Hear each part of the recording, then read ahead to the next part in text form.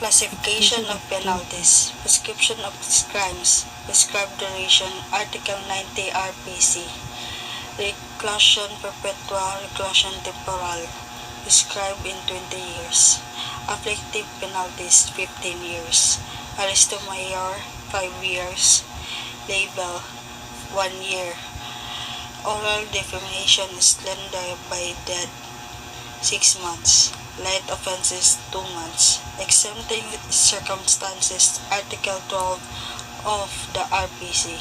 Total extension of criminal liability under Article 89 of RPC, Act No. 3815 as amended. Carried Senate Bill 208. An act imposing death penalty in Philippines. Repeal Republic of 9346, the 2006 prohibits death penalty in the Philippines.